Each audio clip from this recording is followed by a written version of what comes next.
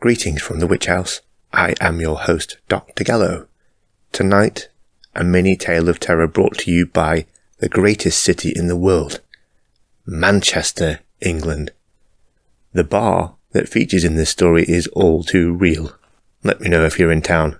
I'll take you there for a bite.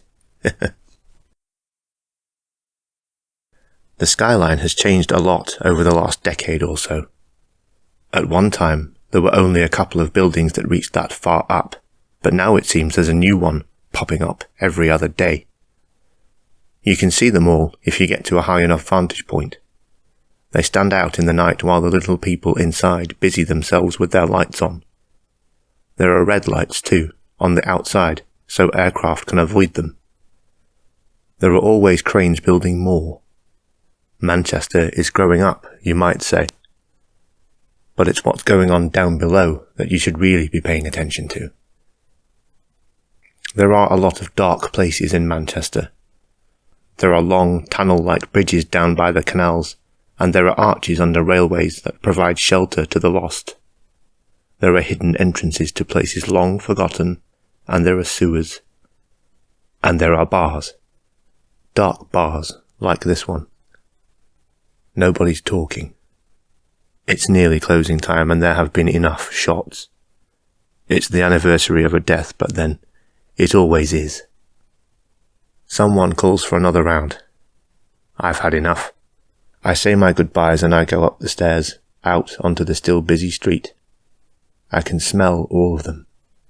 There's too much sweat and perfume blowing around, and I remember, it's Friday night. People drown themselves in scents to mask their own. I can smell their taxis and cigarettes. I can smell kebabs. I haven't eaten one in years, but the smell always makes me more hungry. I start to wander. I like to walk by the canal. I don't always know I'm going there until I smell the water and hear the late-night geese honking somewhere. I just sort of gravitate to it. It's darker down there. There are lights, of course, but no cars, no shops, fewer people. You have to be careful. It's not very safe at this time of night.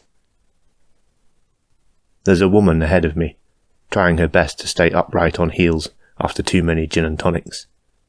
She's also trying to ring someone on her phone but failing miserably.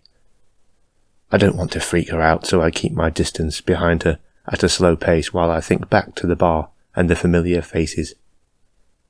I spend a lot of time in there. I get so bored otherwise.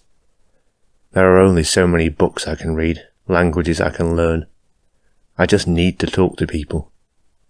I suppose that might seem a bit weird, but the ones at the bar are separate, in the same way you might eat bacon but not a cat. Cats keep you company. It's the same principle. I'd never hurt anyone at the bar. I like it there. And nobody questions why I only ever appear after the sun's gone down. She stopped walking, still messing about with her phone. It's nearly time for me to make a move. I stopped feeling guilty about this years ago.